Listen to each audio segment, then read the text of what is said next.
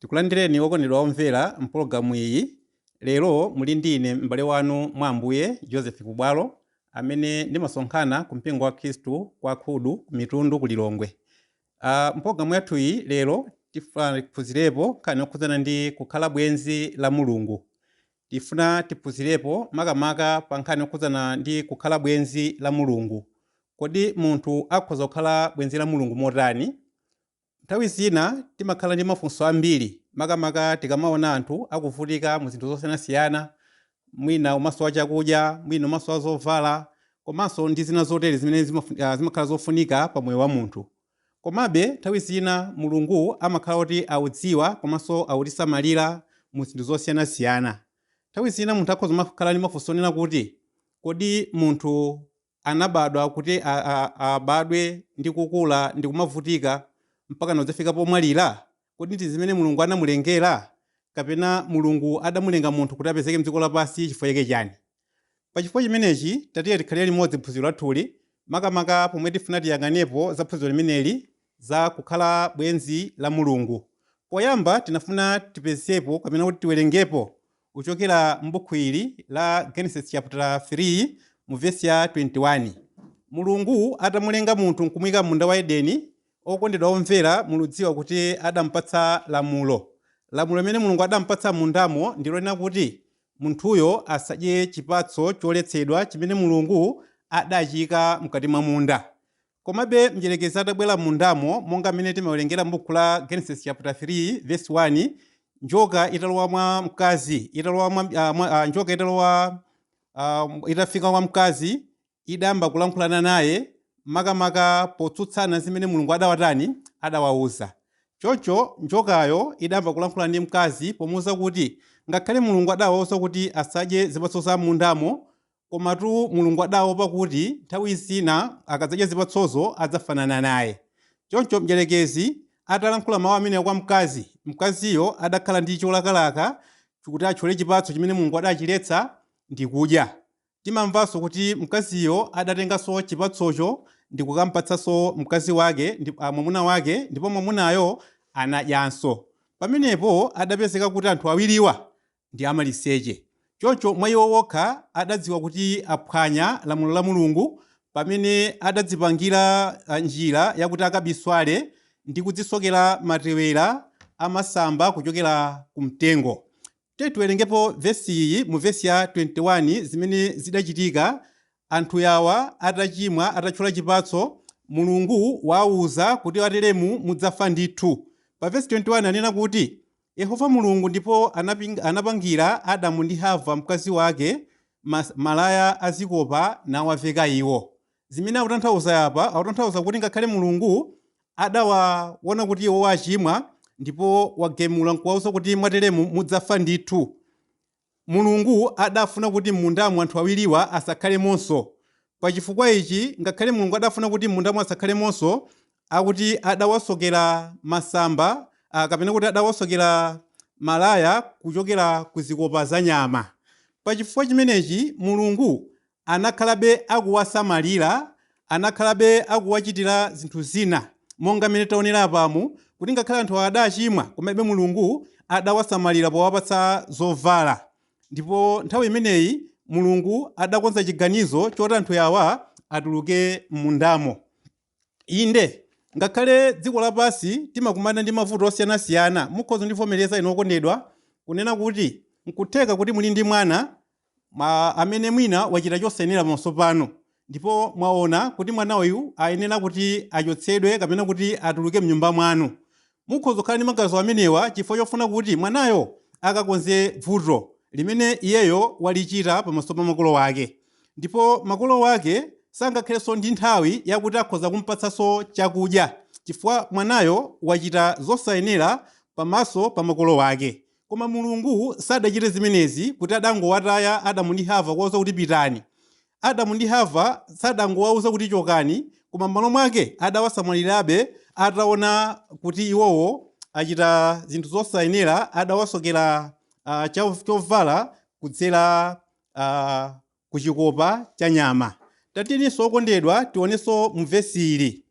M'buku la Exodo pali nkhani imene idachitika ndi anzathu a Israeli. Mudziwa okondedwa omvera kuti mtundu wa Israeli udapezeka mu dziko la Igupto makamaka chifukwa cha njala.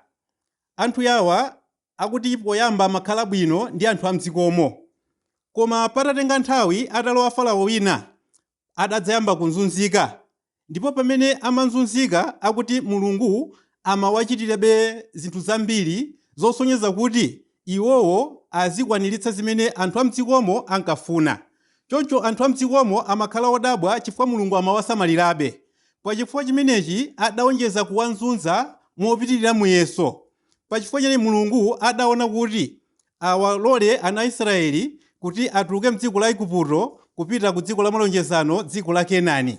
Choncho Mulungu adakonza ndondomeko kapena adakonza njira makamaka kumdzera mwa mtumiki dzina lake Mose, amene Mulungu adamtuma kuti akalankhulane ndi Farao.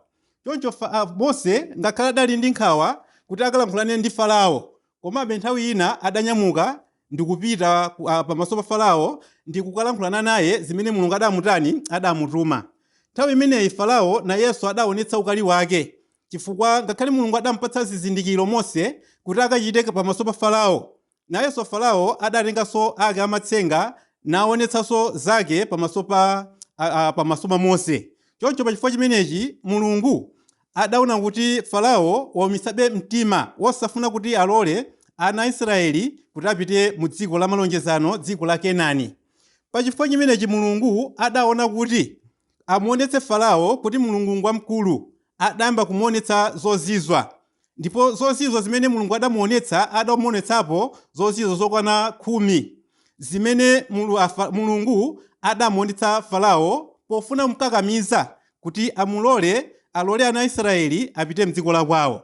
Pachifukwa chimenechi chochiziso chomaliza Mulungu adafuna kuti ana oyamba m'banja lililonse la Igupto aphedwe. Koma padali njira imene Mulungu adakonza kuti ana Israeli apulumutsidwe. Pachifukwa chimenechi Mulungu adawuza chinthu ichi pa vesi ya namba 7 mu buku la Exodus chapter 12 vesi la 7. Pamenepa pali maotere: ndipo azitengako mwazi wake, mwazi naupake pa mphuthu za mbali ndi pamwamba nyumba zimene adyeramo. Ndipo azidye nyamayo usiku omwewo yotcha pa moto, ndi mkate wopanda chotupitsa ayidye ndi ozowawa. Chimene afuna kunenapo chonena kuti Mulungu wakonza kuti afuna kuti Farao alole ana Israeli kuti atuluke napite mdziko la kwawo kuti akamtumikire. Pamenepo ngakhale Farao adawumisa mtima, komabe Mulungu adaona kuti Farao alola ndithu. N'chifukwa chake Mose adawuzidwa kuti wauza ana Israeli kuti iwowa adzisungire mwana wankhosa kapena mwana wa mbuzi. Chimene tufunako ku mwana wa mbuzi kapena mwana wa nkhosayi ndi magazi. Magaziwo akakhetsedwa wauze kuti azipaka pa mphuthu kapena kuti pa khomo la chitseko, kuti mngelo amene abwera kudzaononga ana oyamba kubadwa mu dziko la Igupto akadzaona magazi pa mphuthu za chitseko zanu, Mulungu asadzakuonongeni. Zimenezi Mose adawauza kuti ngati mutachita zimenezi ndiye kuti inuyo Mulungu adzangodutsa osachita zimene adzachita Aigupto. Pachifukwa chimenechi Aisraeli adasunga pangano kapena kuti adasunga mawu amene Mose adawauza ana a Israeli. Mukaona inu pamenepa mukapeza kuti ngakhale Farao adawumisadi mtima posafuna kuti alole ana Israeli apite kwawo, koma pa nthawi yokhayi Mulungu atachita chozizwitsa chimenechi, Farao adaloladi kuti ana Israeli azipita mdziko la kwawo. Choncho pamene Farao adawalola kuti azituluka kupita kwawo, ngakhale anthu awa adatuluka nkumapita, komatu Farao mtima wake sudali ovomerezabe kuti kodi moti zoona ana Israeli atulukadi, nanga ntchito imene ife timagwira, nanga zimene ife timawatuma, kodi pakadali pano azigwira ndani? Pachifukwa chimenechi Farao adatumanso anthu kuwalondola ana Israeli kuti mpakana afike poti abwerere na akawatumikirenso monga mene iwowo amachitira kale. Mwa njira imeneyi dziwani okondedwa kunena kuti Mulungu amatisamaliradi mu zinthu zosiyanasiyana. Mofanana ndi menemu ana Israeli ngakhala amavutika koma Mulungu adakhalabe bwenzi lawo nawasamalira mu mavuto amene iwo amakumana nawo, nalola kuti atuluke mdziko la Igupto kupita mdziko la Kenani, dziko limene Mulungu adawakonzera, dziko loyenda mkaka ndi uchi. Tatiyeni okondedwa omvera taonenso vesi iyi. Nthawi zina chimene chimachitika chonena kuti ngakhala anthu ena sitikonda kufunsa, koma kufunsako kumakhala kwabwino, chifukwa zimatithandiza kuti tidziwe zinthu zina zimene ife tifunika kuti tidziwe. Mulungu ndi wabwino chifukwa amatisamalira, natipatsa mvula, natipatsa dzuwa, komanso kutipatsa mpweya wabwino. So sezi zimasonyeza kuti Mulunguyo ndi bwenzi lathu ndithu.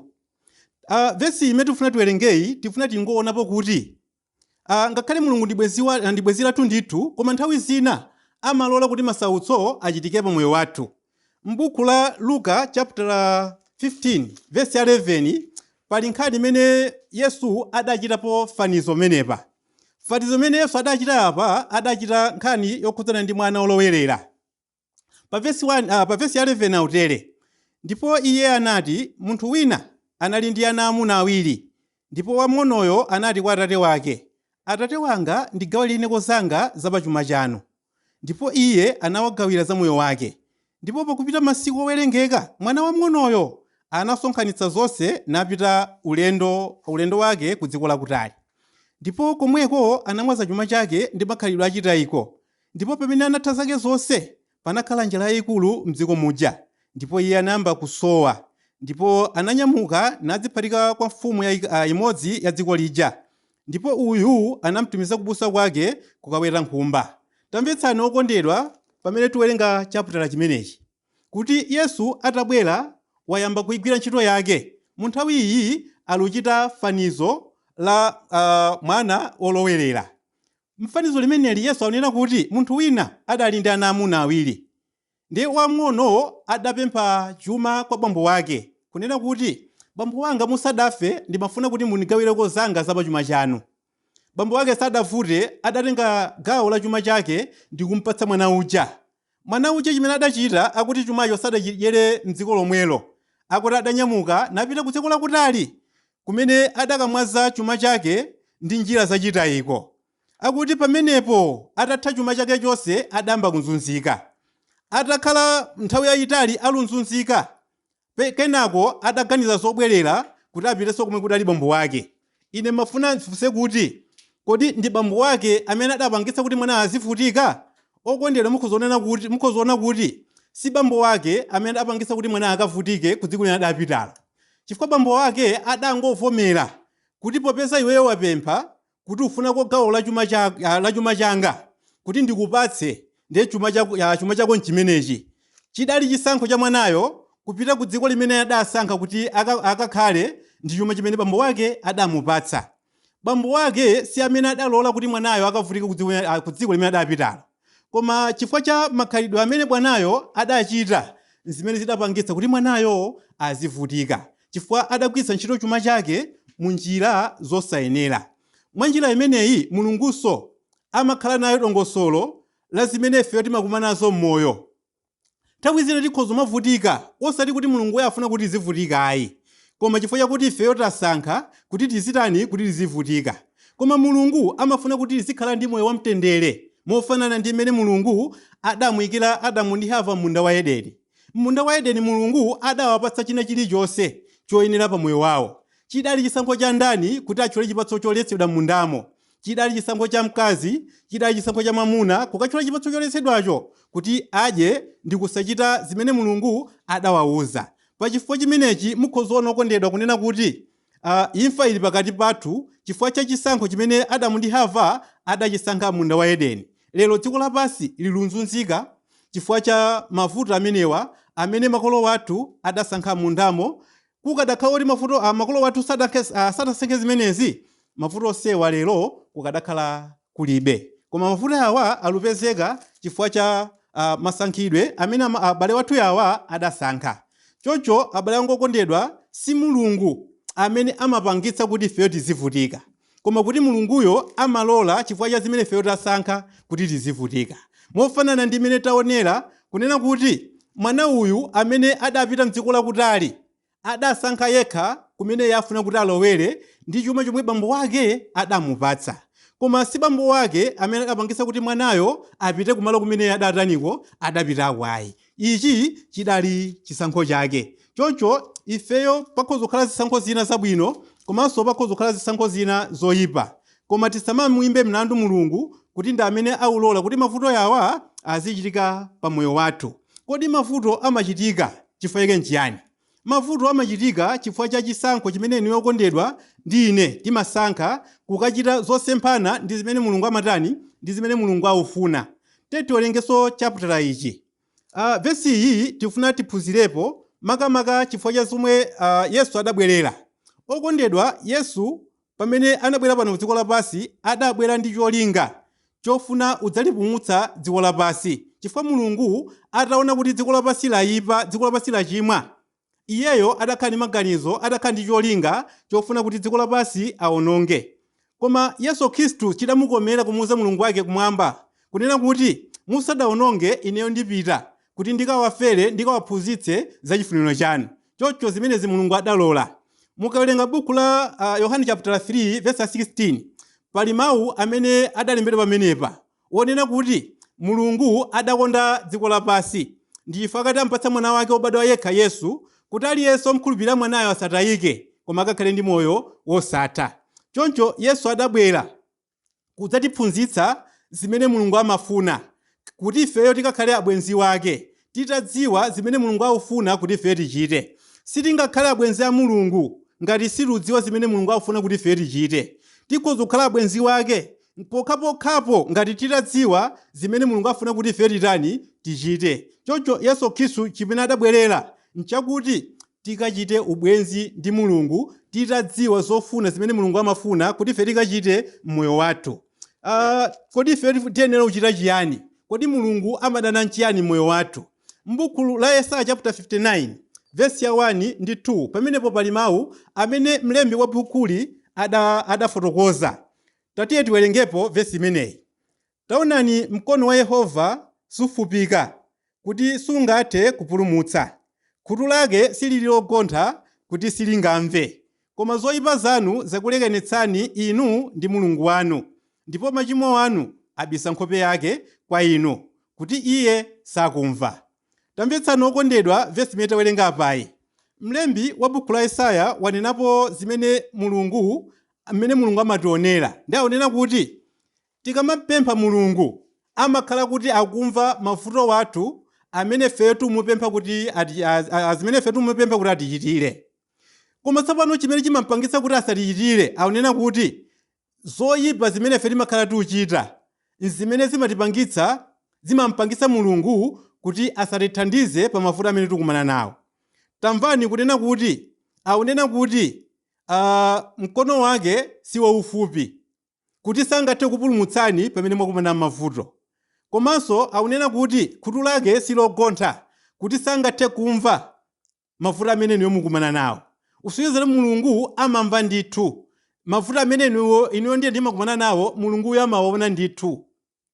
Koma tsopano chimene chatilekanitsa ndi Mulungu nchiyani? Verse unena kuti machimo wanu namene akulekanitsani inu ndi Mulungu wanu, ndipo abisa nkhope yake. Choncho iyeyo sangathenso kumva mapemphero athu. Chifukwa chake nchiyani? Chifukwa cha machimo amene inu ndine takhala tikuchita, amene inu ndine timachita moyo wathu wa tsiku ndi tsiku. Zimenezi ndi zimene zimampangitsa Mulungu kuti asamve mavuto amene ife tikumana nawo. Komabe ngakhale izi zimachitika, amatipatsa mpweya waulere, amatipatsa mvula yaulere, amatipatsa china chilichonse chaulere. Choncho Mulungu amapitiriza kutisamalira ngakhale Mulunguyo aunena apa kuti mkono wake si waufupi kuti sangathe kutipulumutsa, komanso khutu lake silogontha kuti iyeyo sangamve mavuto amene ifeyo tikumana nawo. Koma Mulunguyo pokhala wachikondi komanso pokhala Mulungu wachifundo amaperekabe chisamaliro pa moyo wathu poganizira kuti mwina zimene ifeyo timachita pa moyo wathu tisintha tiyambebe kumtumikira Mulungu pa moyo wathu wa tsiku ndi tsiku. Kodi zoyipa zimene zatilekanitsa ndi Mulungu, zoyipa zake ndi ziti? Tiwerengepo verse iyi.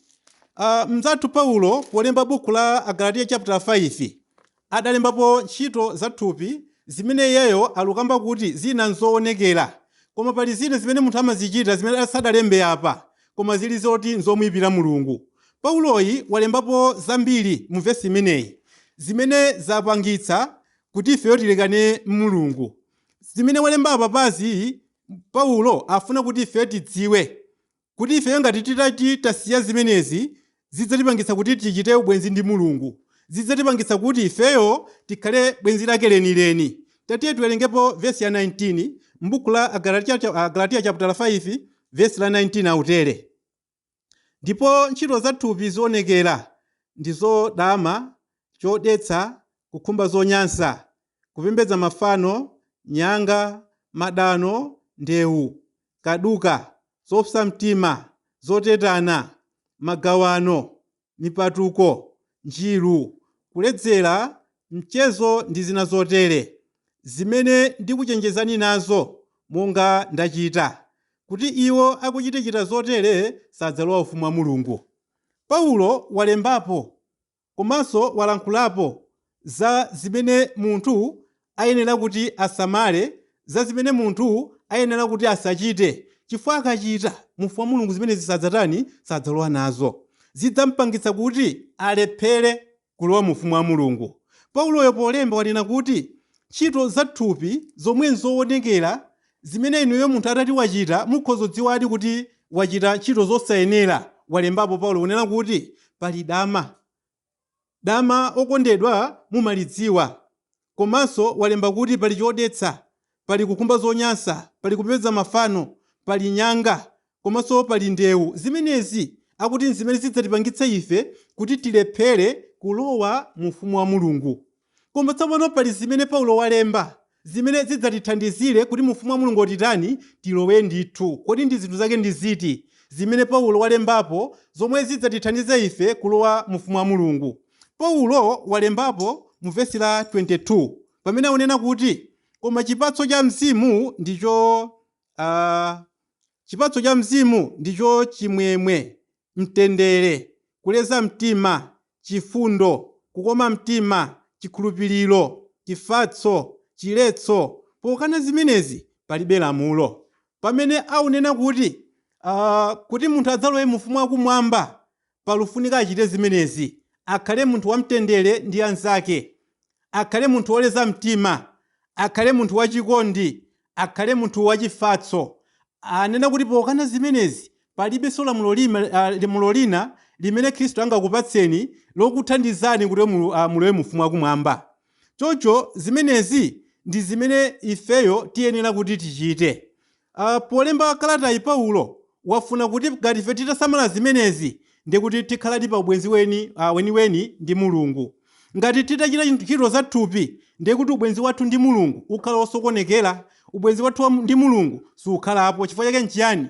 Tachita zosemphana ndi zimene Mulungu akufuna kuti ifeyo tichite. Koma tikachita ntchito za mzimu zimene ndi chifatso, chiletso, kuleza mtima, mtendere, chimwemwe, zimenezi akuti zidzatithandizira kulowadi mu ufumu wa Mulungu, zomwe mu tsiku lotsiriza tidzalandira nawo moyo wosatha ngati titachita monga mwa mawu ake. Komanso okondedwa, dziwani kuti kuchita ntchito ya Mulungu sikuli kovuta, chifukwa ntchitoyo ndiyongokhala kuti inuyo musankhe uchokera pansi pa mtima wanu.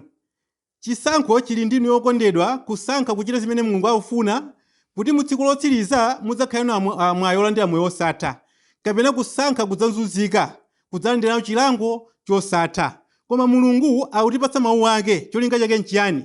Tikakhala ndi chisankho chabwino chimene chidzakhala nawo cholandira chabwino mu tsiku lotsiriza. Ngati ifeyo tilephera kulapa machimo athu, ngati ifeyo tilephera kuchita zimene Mulungu akufuna, ndiye kuti Mulungu adzatiwononga ndithu. Chifukwa chake okondedwa omvera, tatiyeni tidziwe kunena kuti Mulungu ndi wokoma mtima amene afuna kuti inuyo ndine tikhale abwenzi wake, tichite zimene iye akufuna, chifukwa ndi imodzi mwa ntchito imene Mulunguyo adatipangira kuti tipezeke pano pa dziko lapansi. Ngati ife tilephera kulapa ndi kuti tidzawonongeka ndithu. Tatiye tionenso vesi iyi kuchokera m'buku la Luka chapter 13 vesi yachitatu. Buku la Luka chapter 13 vesi yachitatu akunenapo motere: ndinena kwa inu, iye ayitu, koma ngati inu simutembenuka mtima mudzawonongeka nonse momwemo. Kapena iwo waja 13 amene nsanja yayitali ya msilowamo inawagwera ndi kuwapha, kodi muyesa kuti iwo ali olakwa kuposa anthu onse akukhala mu Yerusalemu? Ndinena kwa inu, iye ayitu, koma ngati simutembenuka mtima mudzawonongeka nonse chimodzimodzi. Yesu amauza anthu amene adabwera kwa iye kudzamuuza za zimene zidachitika m'mbuyomu.